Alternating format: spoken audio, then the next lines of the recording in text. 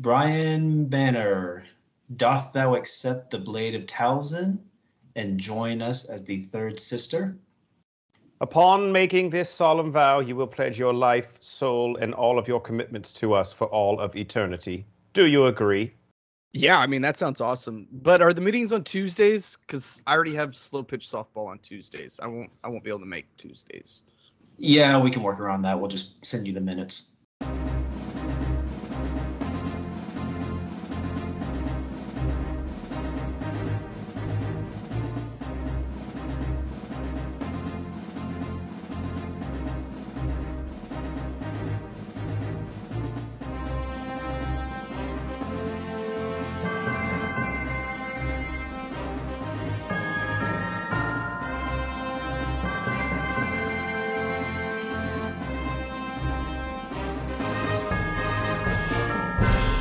Welcome in to the Bro 4 Squad podcast, where we are just a bunch of bros drinking beer and watching TV and movies. I am your host, the Mayor Jeff Hornacek. This is our review of Ahsoka, Season 1, Episode 8, titled The Jedi, the Witch, and the Warlord. I am joined by the mad scientist Brian Banner and the American hero Nate Thurmond to review this as we do all of our TV episodes using the 4 Bro 4 Squad criteria, which is the acting, the cast, the story, our favorite scene, and theories and questions going forward. And in case I didn't make that clear, which I did not, the acting and the cast is one category. All right, guys, end of season 1. I mean, we never know, or typically we don't know, if there's going to be a second season with some of these shows or if the characters will just sort of spin off into other Star Wars properties. But we now have the full season picture complete. Nate, we will start with you. The acting and cast, your performances either for this episode or even just overall for the season, positive or negative? Yeah, for this episode specifically, honestly, there wasn't much that was shown to us, in my opinion, that we haven't already seen. Ahsoka kind of continued her quest, and kind of her anger got shown in some of her scenes, trying to battle through some of the newer things that she's trying to fight through.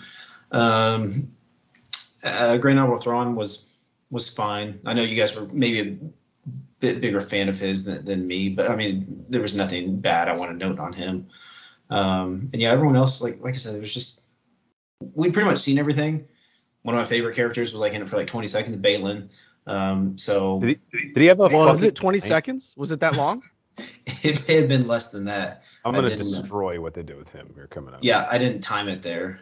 So sorry, Ray Stevenson. Did not get much of him there in it. And also throughout the series liked him and Shin's interactions, and we saw again about 20 seconds of her. So I think they were just making up for not having Ahsoka in episode 6 or whenever it was. But yeah, I mean, nothing really stood out, good or bad, really. We've pretty much seen everyone's fastball at this point, and there's kind of more of the same in the last episode. Yeah. Brian, what'd you think? Yeah, I mean, I'm echoing pretty much everything you said. I think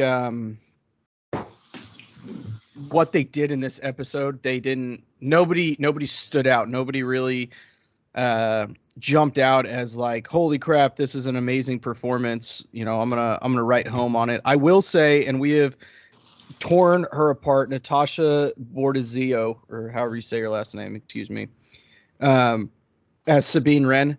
I think this was her best episode.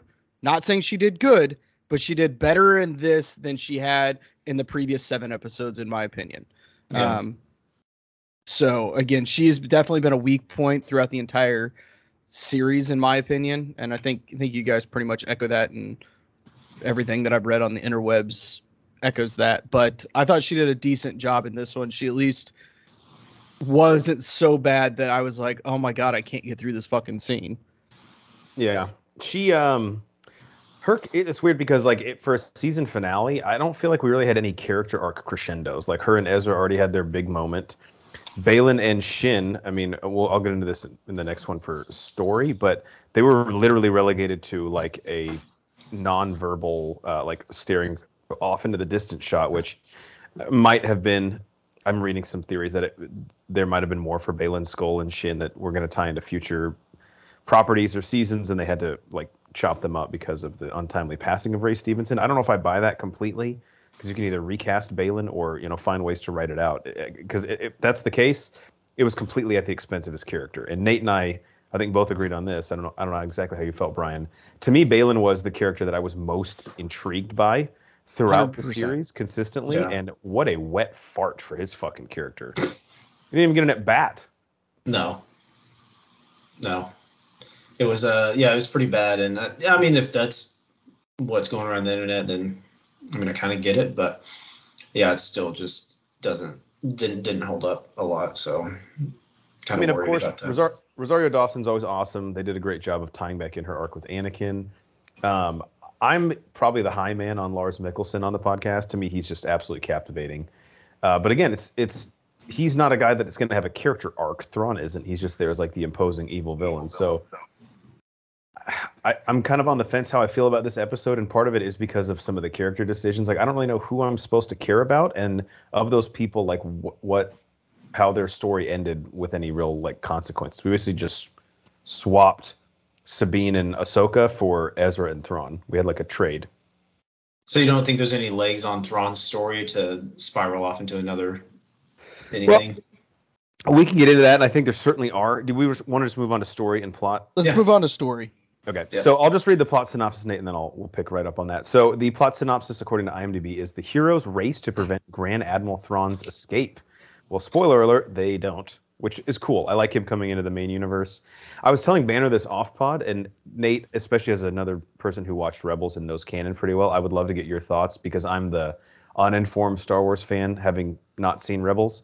But if Thrawn is this big, imposing force, which I'm buying, how do we explain him not being mentioned, or even felt in the sequel trilogy? I mean, I guess we could say the First Order is totally separate from his version of the Empire, but I just find that kind of hard to wrap my head around. Yeah, I think we've kind of discussed not specifically Thrawn, but some other things specific to this as far as like why it's not being mentioned in the sequel trilogy. I wish I had a better answer, but I'm hoping that there's possibly a thread that comes off of that explains it and wraps up in a good way.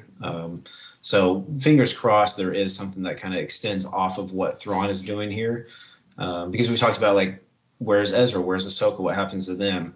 Hopefully they take the same care with Thrawn's arc and they tie it up nicely, or they make some explanation and potentially go into the next trilogy after the sequel trilogy that's supposed to be coming out in the next couple of years. So I don't have a great answer, but hopefully some of that comes out and plays out the way I was talking about. And so Dave Filoni, Brian, what has he been confirmed to direct as far as a movie or movies? I can't remember. I don't even fucking know anymore. I feel like everything and nothing all at the same time. I think he's getting his own movie, but I believe or at least I thought it was going to be. I think it's a Mandalorian movie, right? A Mandalorian movie, right? Okay. Which I don't know where you're going to fit that in, but. Yeah, we've learned his universe is pretty tightly connected, so I would be pretty shocked if Thrawn doesn't show up in it or is mentioned or has some role to play in it, considering the timeline and the way that it ended with Moff Gideon with Mando season 3. But totally speculation there. Yeah. All right, what else do you guys think of the story? Banner, we'll go to you. Like, in terms of how this, I mean, I don't think we can really view this and feel, at least me, I don't want to speak for you, feel fully satisfied as like a complete season of television, because the conclusion, quote unquote, really just feels like a sort of a cliffhanger ending. And I'm just wondering, like, especially with Balin's skull, like, why? What was even the purpose of his character, who was awesome this whole series, but seems like he's just tossed in the trash at the end? Yeah, I'm afraid that Star Wars is going to start falling into this category, all of their shows. This, to me, was not an Ahsoka show. Very similar to Boba Fett. This was Rebels season 4.5, setting everything up to get us to another Rebels-like show. Whether it's actually called Rebels or not, doesn't really matter. At the end of the day, half of this show was Ahsoka, and half of this show was about Ezra and the characters of Rebels and Thrawn and all of that. It was divvied up a little bit better than Boba Fett was. Boba Fett was a pretty clear-cut first 4 episodes Boba Fett, next 3 Mando, and they all come together in the last one. This one was a little bit more sprinkled in. So you got it was a little bit more. I don't even know what the word is. Hidden, I guess, that this isn't an Ahsoka show. I thought they did a great job with everything of Ahsoka and her addressing her thoughts on everything and her how she feels about leaving the Jedi Order and how Anakin turning to the dark side she felt responsible for. I thought all of that was great. Her reluctancy and her I guess reluctancy is the right word to train Sabine and why she left Sabine and all that. All of that worked phenomenally for me. It's all the other stuff that, like, why? It's just there. And we didn't have a resolution. We're nowhere better off than we were at the beginning of the show. And I've seen all of Clone Wars to get a good backstory on Ahsoka. I haven't seen any of Rebels, and I, the entire time, was, like, hoping for the moment to come where I didn't feel like I was like the kid who showed up that doesn't know any of the inside jokes with his friends. I was like, is there going to be a point where I don't feel like I'm like at the wrong party because I haven't watched Rebels? And I never really felt that way, and maybe even worse so at the end. But Nate, what were your thoughts on the story? Overall it was fine. As far as the Star Wars series that have come out so far, I would probably rank this right above Obi-Wan. But I know Banner gets hung up a lot on it. He doesn't think this was Ahsoka's show. That didn't bother me as much. But I mean, some of the other stuff did bother me as far as, what was the point of Balin's role in this? Balin and Shin, they didn't really do much to really drive the story forward. It was kind of lost in the mix of things. But it was kind of a red herring because we got excited about them. And their potential down the line, but never really played out. I feel like the big reveal that they finally got to, and it wasn't even that big of a reveal, is like Ezra came home and he like came down as the stormtrooper and took his man. I'm like, okay, I knew he wanted to get home. We knew he was kind of saved. He wasn't really any danger when we left him off, and I guess he found a ship and escaped and got out. So. I feel like that's kind of what they hung their hat on. Like, ooh, this will be a cool ending and a cool way to reveal that he got back. I'm like, okay, I guess he didn't feel like he needed to continue on the journey of trying to take down Thrawn, which was kind of weird. He kind of just abandoned that mission. But some of the other things that I noted from the episode. Look at my notes. I'm blanking here. Someone else help me. The Ezra thing, does kind of interest me. Like him sort of giving up on that whole, I guess, mission to save Thrawn or to stop Thrawn. I mean, the one thing I was wondering, and I had this saved for theories and questions, but I think it does tie in a lot. Is, and I hate to keep harping on Balin's skull and sort of how superfluous he ended up being to the series when he was my favorite part of it. Maybe that's my own fault. But what was his plan? Because he seemed to be one step ahead of everyone, or at least know what was going on the whole time. And at the end, we just see him staring at like a facade of a wizard carved into a mountain, and he like smiles. And I was like, what in the ever-living fuck is happening right now on my television? Yeah, and that was, I think, one of the most intriguing things that we thought about his thread and his character was, we think he's playing it this way, but he could be playing it this way. So we want to see that played out and actually come to fruition and have a good character arc. And it just didn't happen. That was super frustrating. And then it's even more frustrating with the way that they did end him. He was in 20 seconds of this episode, right? Yeah. Where they had him, those statues is the father of the Force, the brother of the Force, but the daughter of the Force is missing, which there's a whole thing where it ties into Ahsoka, and people think that she embodies the daughter, but they left us on something that, again, still very much intrigues me with Balin is, okay, is he now being guided by a higher entity in the Force to end up there, and that's what was driving him the entire time? But again, we don't know. It could be anything. And again, I'm really afraid we're never going to know. And again, to even know that theory, me watching 8 seasons of Clone Wars, 2 seasons of Bad Batch, Mando, all 3 seasons, Boba Fett, and this is not enough for me to even know what the hell that is. And that is inherently a problem. I agree wholeheartedly. Because I never even heard of that theory, and maybe I missed it in something, but I've literally seen all of those shows, and I had no idea what that was. And that's how you end Baylan Skoll's character. Mm-hmm. Feels like disappointing. Yeah, and I'll reiterate. Overall, I mean, I enjoyed the season. Obviously wasn't my favorite where I ranked it, but I just want to make sure I did like it as much as we're kind of shitting on the last episode here. One of the other things I talked to Banner earlier today off pod about this, but not a huge fan of the end, the Great Mother, like their mystic magic of bringing the stormtroopers back from the dead. And I understand watching all the Star Wars I watch and being in canon, there's some things I had to suspend disbelief or my beliefs for. That kind of took me out of it. I don't know why. I know Banner said he was kind of a fan of it. I don't know why it just felt more Games of Thrones-y. And I was like, this doesn't feel like Star Wars. It doesn't feel right. That's true. And yeah, there's a lot of times it's like with the Force healing that they brought into the sequel trilogy with. It's like, okay, well, if that's a thing, like it could have been used. See, and that's one of the things I just accepted. I was like, fuck it. Yeah, sure, why not? But I'm kind of with Banner, and maybe we'll get into this in best scene, but I was fucking digging that part of the episode. Yeah, it wasn't for me, unfortunately. I was like, I want more stormtroopers. I think the idea of there's another, you have the light side and you have the dark side, but then you also have this magic side of the Force. And it's a side that we don't know really anything about. We know enough about the Jedi and the light side, and obviously we know a lot about the Sith. It's the fact that we don't know a lot about this magic that are connected to the Force through magic. It's just a new idea and a new concept in Star Wars. The magic side is like the dude at the bachelor party. Like no one really knows him that well except the bachelor. So like we're gonna party with him. Like he could be fucking crazy and like doing lines of coke like off strippers' assholes, even though we're not going to a strip club. Or he could be the dude who's home by 8 and is like telling us to keep the noise down. We don't know. Complete wild card. Exactly. We don't know what to expect.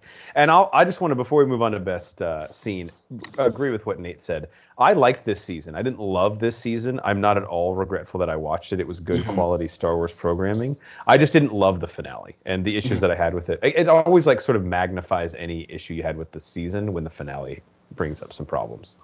Yeah. Agreed. I think this one will age better as we get more content. I think once they announce whether they're going to tie this into future movies or other series or shows, I think this one will age better. But right now, it's a solid B-, I would say. And I think a lot of people would argue that's sort of the problem with media right now. Movies, shows, everything's just setting up the next thing. Yeah. All right, ready to move on to best scene. Let's do it. All right. I'm just going to go ahead and go first and take probably the obvious one. The 3 Jedi battle at the base of the Star Destroyer, what's the name of that ship again? It starts with a C. Great question. It's like a famous ship. Anyway, that was just badass. The aesthetic, it was very dark, which anytime a lightsaber battle is fought in like poor lighting, it looks really cool because of the illumination their weapons have. I love the way that Sabine was also using a blaster at times because she's still in a lot of ways better with the blaster than she is with a lightsaber. I love to see Ezra getting his spring training at bats, and now his like timing is there again. Like he's ready to see a 98 mile an hour fastball, and just them 3 all fighting together. Having not even been a fan of Rebels, I'm sure to see them reunited and kicking ass was like an orgasm for a lot of fans. And that was just a super fun scene to me. And then as an honorable mention, and then I'll let you guys talk about your thoughts on that or your own, the force jump push between Sabine and Ezra, I just thought was really cool. And to talk about stuff that we haven't seen before but makes sense in Star Wars, like I'm surprised no Jedi has utilized that before. 100%. Fun fact, they did. That is Kanan and Ezra's move. They've used it in Rebels several times. I didn't know that. But I love that you loved it, not knowing that. Yeah. But that was a really cool scene. And your favorite scene, talking about them three fighting. It was cool because like I don't think in this season or maybe in a while we haven't seen like that, like 3 good guys with lightsabers fucking battling it out.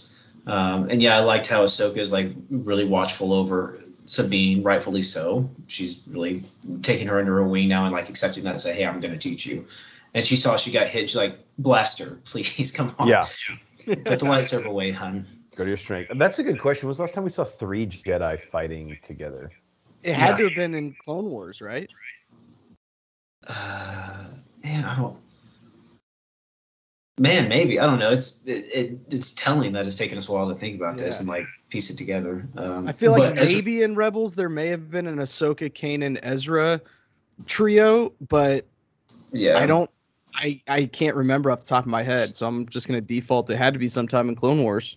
And the last thing I'll say on that scene, there was a cool move. I don't know if I probably haven't ever seen it before, but Ezra force pulls stormtroopers back, and Ahsoka has her blades out, and they just run into the blades past her. That was a pretty badass move.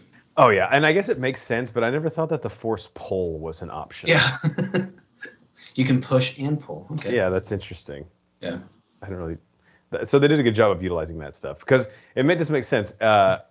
Ezra hasn't had access to a lightsaber, so if he was to do any training, again, it's like if you only have like a set of dumbbells, like there's only certain muscles you can work out. So he was only able to do like force push workouts on that planet. That's a really good point. Yeah. Yeah. Which was kind of interesting. Yeah. All right, Nate, what was your best scene? It was the scene on the ship where Ezra is trying to build his lightsaber. Well, really fuck both of you guys. I knew that was going to take any of your last scenes that you had, which this was my only favorite scene, so I'm glad it wasn't Horns over there. So, yeah, Hu Yang and Ezra, like, building the new lightsaber and, like, him trying to rush through it. And it was cool insight into, like, showing, like, how long Hu Yang has, like, been around and who he's mentored. And basically every Jedi Padawan has come through him for lightsaber building. He's trained them. And then... Well, and I remember there's scenes, maybe a whole episode similar. I think it was in Bad Batch where he did that with a young Kanan. Yeah. Yeah. Exactly. So it was cool seeing Ezra kind of run around and then take a step back, realize the guidance that he needed from him and his elderly touch that he could give to helping him build this lightsaber in a quick time. And then, I mean, the cherry on top was finding a piece of Kanan's, well, not piece of Kanan's lightsaber, but a duplicate piece that he had saved, and then it was very fitting to put it into use for Ezra. So it was a nice touching scene. Really drove home the importance of Hu Yang and all of his guidance. So that was a really cool scene. I gotta say, probably the most emotion put into any scene in this episode. Yeah, probably. Yeah. I mean, the Sabine Ahsoka scene on the hood of the ship where Ahsoka's, like you mentioned earlier, Banner, where she's talking about like how Anakin always had her back. That was pretty close too, but both very. One thing, the acting just wasn't as good in that scene, so for sure. One thing hard you have to say, like shitting on all the new properties as much as we have. So the new droids we've gotten from BB-8 pretty much all the way up to Hu Yang, for me, have all worked pretty well. The only one I can think of that, and I didn't even dislike this one, I just wasn't like a huge fan of it, was the one that Phoebe Waller-Bridge voiced from Solo, who was like fucking Lando. Just couldn't figure out their relationship. That's really the only new droid. And I know Hu Yang's not new, but to a lot of like live action fans, he is. I think that they've nailed the droids in like pretty much all of their executive properties. Like even in Andor, what little use they had of the droids was great. Yeah, that's a good point. Our Banner, was your best scene? I know we took all the good ones. Yeah, I mean, best scene was the 3 Jedi fighting at the base. Honorable mention was Ezra building his lightsaber. So I just, those were 2 really, really good scenes. And pretty much after that, the second half of the show didn't have anything good in it. I did also like, what was the blade? We let it off with the cold open. What was the name of it again? The one that Elsbeth gets? Blade of Townsend. Okay, that's right. I did love when Ahsoka fought Elsbeth with that blade. That was pretty cool. Yeah, Elsbeth actually had some decent moves. She was busting out some good shit. Is anybody a little disappointed that she's dead? After seeing her performance and like what she had like behind the scenes that she was holding back on, kind of. Yeah, like I kind of wish that she didn't die, and now you at least have a bad guy that's stranded there with Ahsoka and Sabine at this point. But I mean, I guess she's a Night Sister, so maybe she can get resurrected. But the 3 Night Sisters on the ship said, "Oh, Morgan's dead," and that was kind of that. So I don't think we're gonna get that. But yeah, I'm a little disappointed that she didn't make it out of this after seeing what she, the role that she played in this show. Yeah, she definitely went out on top. She was like Barry Sanders. She got out before we had to see her like washed up. Yeah, having to battle through an ACL injury. Yeah. She's not really herself. I wish she would have just not come back. All right. Anything else on best scene? And we're gonna move on to theories and questions. Theories and questions. I only have 2 questions, no theories of where this would go going forward. So I'll let one of you guys go first. Brian, anything you want to lead off with? Yeah, I'll lead off with I don't know. This is just going to turn into a fucking rant, I'm sure. But no, don't. Okay, I've got a theory that might work. I think Mando and Grogu. Grogu, obviously, we know is strong in the Force. We know that Jedis can use the Force to navigate the hyperspace lanes between the galaxies. I think that those 2 are going to navigate the hyperspace lanes, and they are who is going to save Ahsoka and Sabine. Is that their movie, you think? I think that's possible. That could be their movie. I think him connecting with Ahsoka through the Force somehow, and then letting Mando know, hey, we need to go save them. They somehow get there, and then them getting back is kind of the crux of that, or the whole point of that movie. I'd be down for that. Yeah, I think that's a good way to, one, you can tie these newer properties together while also explaining where the fuck they're at during the sequel trilogy. You can grow everybody up, say 10 years. Mando's in a fucking helmet, so anybody could play that. Grogu, make him talk now. Okay, so he's 10 years older. And you can easily make Ahsoka and Sabine look a little older. Yeah. I go back and forth on if I want Grogu to talk or not.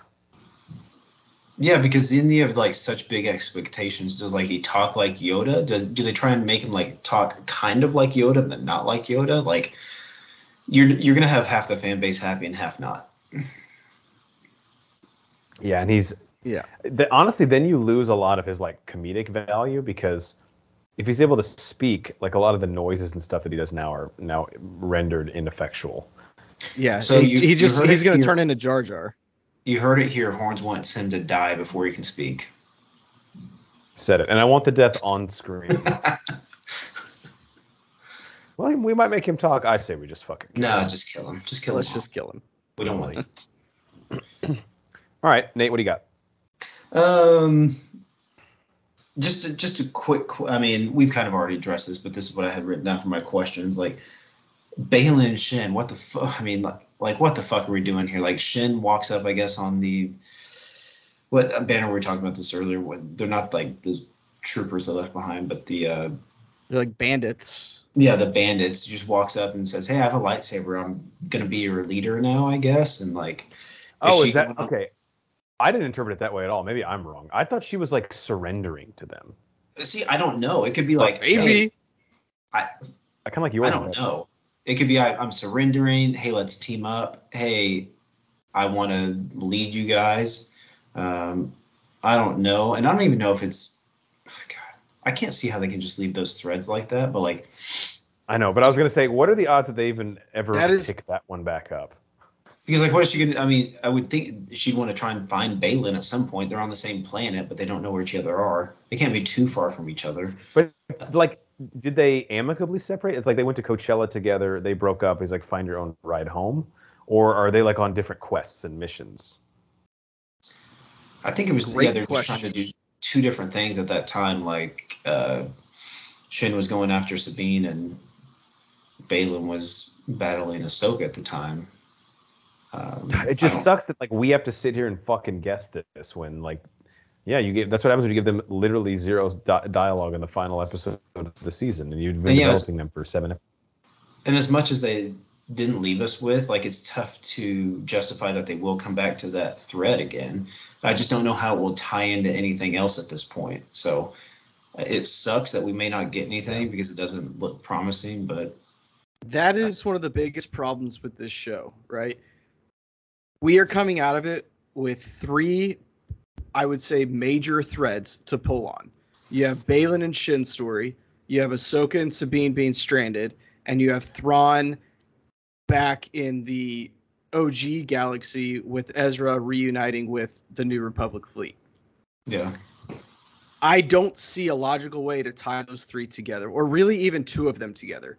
Maybe you can tie Shin and Baylan to Ahsoka and Sabine, but I don't think that there's enough meat on the bone there to make that interesting. Yeah, I just think Shin and Baylan are lost on Peridia forever at this point. And maybe that's like, we talk a ton about like, oh, explain where these people have been this whole time, why they're not in any other instance of Star Wars. Maybe this is it. Maybe this is them saying, hey, they're abandoned on this planet. They don't have a ship. They can't get off. End of their story, which sucks. Like, why even bring them in, though? Or, I mean, I get bringing them in then, but like, man, you made it seem like Baylan Shin had a fucking end game that we were going to love. Not that it had to be like some oh shit moment, but like the way he was talking, it was like, yeah, he's not only one step ahead of Thrawn, but at least he's like, I'm not getting played the way you think I am, Shin, is what he had been telling her for basically 6 episodes. And then in the end, I'm like, I don't know, dude. Kind of seems like he did. Well, we've beaten into the dead horse at this point. So what do you got, Horns? True. I have 2 quick questions. The first one, and again, this might just be something that I missed. The cargo that Thrawn was loading up onto his ship, was that ever anything of significance, or was it basically just like their storage pod that they had moved onto the planet that they were loading back up? I don't think they ever said. Yeah, I'm sure it has significance, but I just don't think we ever know. I know Banner said something in the last episode or the episode before about it. I think it's bodies. I think it is Night Sisters. I thought it was Night Snoke. Sisters are going to. Yeah. Oh, yeah. Horns, you said Snokes. Yeah, that's right. Yeah, Which I think it's. I mean, sorry, could be. ahead, Horns. Could make sense. Yeah, for sure. I was gonna say obviously not, because they would have revealed it to us in the finale, but maybe that doesn't really make. Maybe that's a false equivalence. Hey, Ezra went home, guys. That's the big hurrah. That's true. But again, his meeting home with Hera, you would think there would be like running and hugging and jubilation, and there wasn't. He literally like slow walked to her. I think the she theme didn't of this, fucking move. what we've learned this season is people like to talk like they like Ezra, but they don't really miss him that much. Because whenever they find him again, they're like, "Oh, what's up, man? Hey, been practicing the Force, bud?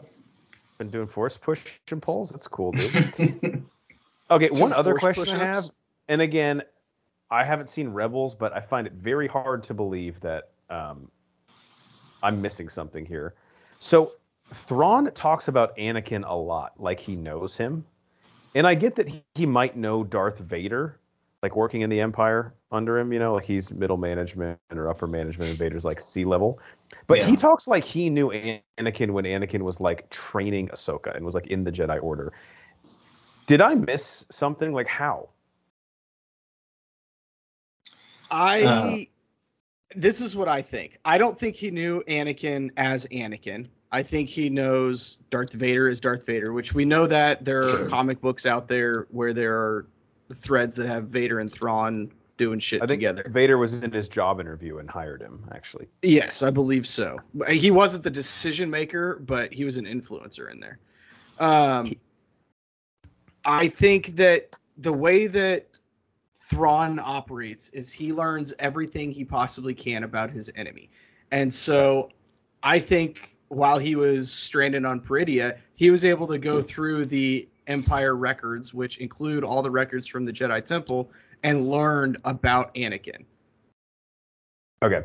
That makes I'm not sure. I'm not sure that he knows Anakin and Darth Vader are the same person, but I think he knows them as 2 different people because of how he operates.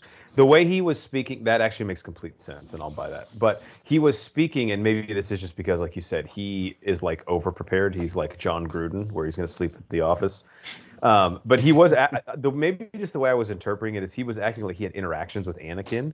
And I was like, well, then those all would have had to be off screen. And I've seen every episode of Clone Wars, and that seems like the perfect place to show something like that. So that's where I was like, you can't really try and retcon that. But if it's just that he's done his scouting report on him, and that's how he knows that Ahsoka might have some of those same tendencies, Not only does that make sense, I actually find that pretty cool because now he's he's trying to get one step ahead of Ahsoka using actions that like aren't even directly hers, but they're things that she might have just learned.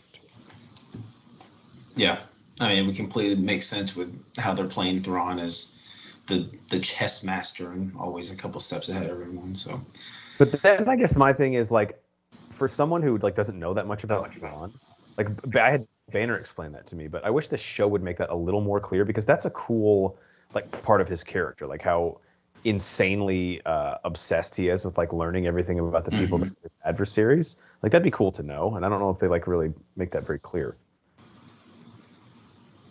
Yeah, it's pretty interesting.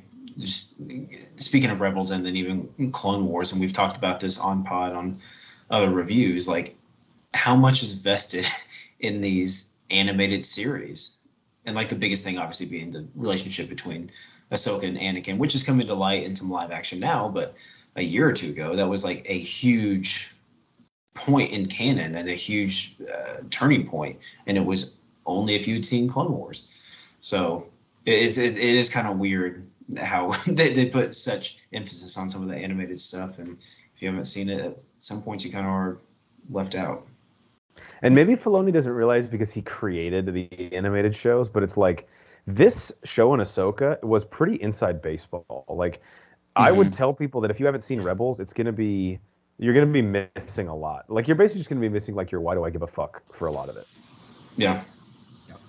So maybe that's my own fault. I don't know. Like if someone said that about an MCU project, I would be the asshole. I was like, well, go fucking watch this shit then. What do you do? What are you sitting around for? What are you doing now? All this time you're bitching, you could have watched WandaVision. I don't think that time is equitable, but okay. Watching 11 seasons of an animated show, which average probably 17 episodes a season, is such a daunting task. It's a lot. It is fucking much content. I thought because I'd seen all of Clone Wars and Bad Batch that I'd be pretty much good, but that was definitely not the case. Yeah, you got 4 more seasons to go, bro. Yeah.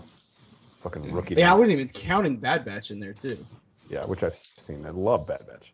Yeah. Yeah. Right, anything else you guys got? Theories and questions? I'm all spent. No, I've said my piece. Yeah, I am 100% convinced that we are going to get some form of a Rebels show because of how we ended, because of all the legwork that they put in this episode, and the fact that they spent so much money developing Zeb for a 30-second cameo in Mando, and he never showed up in this. Like they've got to divvy that money up somewhere, right? Yeah, I think so. I think Carson is going to join the Rebel quote-unquote family, and Ezra is going to train Jason to be a Jedi. Yeah, I mean that seems like a given, and I hope they follow through on that. Yeah, Jason, I think will be appearing very soon in something. Yep. Yes. That's all I got. All right. Any closing thoughts overall? I guess now the season's over. Nate had mentioned that he puts it ahead of Obi-Wan. So do we all put this ahead of Boba Fett as well, and it's behind what, like Andor and Mando? How about you, Nate? No, I put Boba Fett ahead of this. I know it's kind of convoluted because of it being Mando season 2.5. I don't recognize Boba Fett as a show. Sorry. It's okay, Mando well, I'm season going to 2.5.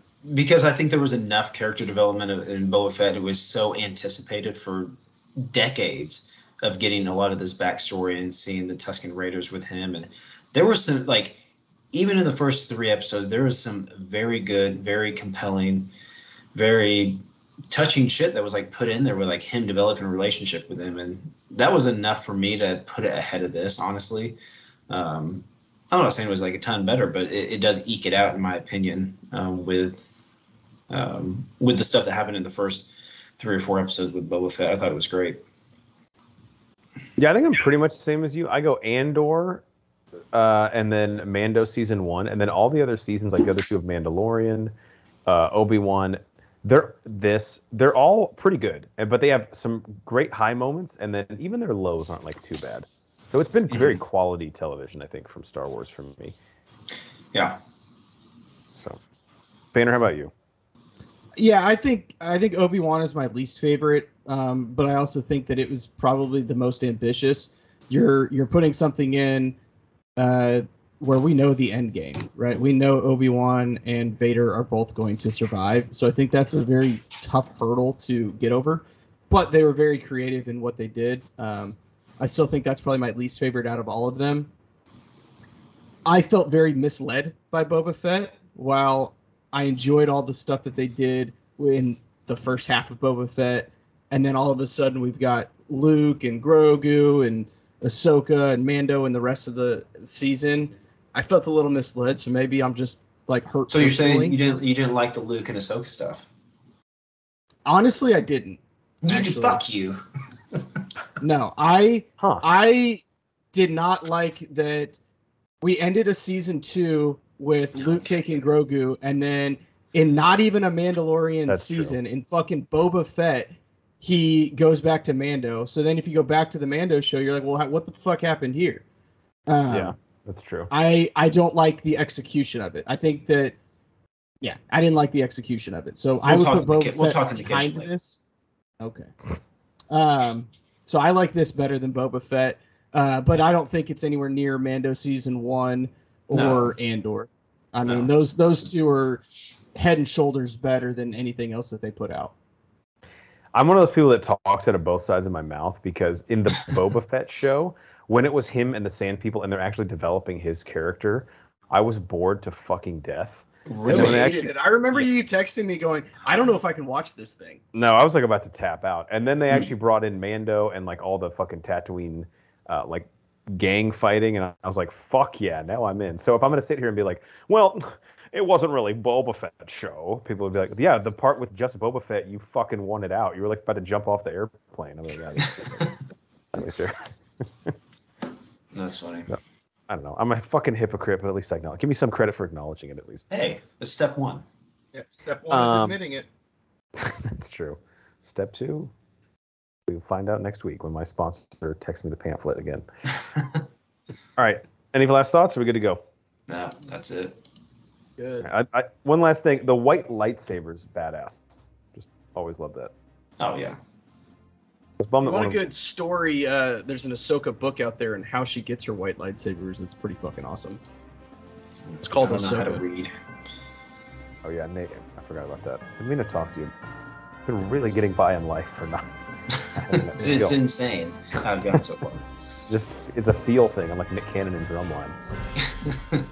All right, for the American hero Nate Thurman and the mad scientist Brian Banner, I'm the mayor Jeff Hornacek. We're the Bro Force Squad podcast. Thank you guys for checking out all of our reviews on Ahsoka Season 1. You can check out everything on our website, broforcesquad.com. We're on YouTube, Letterboxd, Apple Podcasts, Amazon Music, Spotify, iHeartRadio, anywhere you find your podcast if you type in Bro Force Squad as 3 separate words. Till next time, we need to find Banner's car, because I think he parked it in Peridia, and I'm not sure that's where we are right now. You just want to make a pit stop and see the Purgle bones, the graveyard. So it's good to put those Instagram pictures up. We'll get a lot of likes. We wanted to make him happy. Yeah, it's like his Stonehenge or something. Big fan of bones. Big fan of bones and rocks. Big bone guy.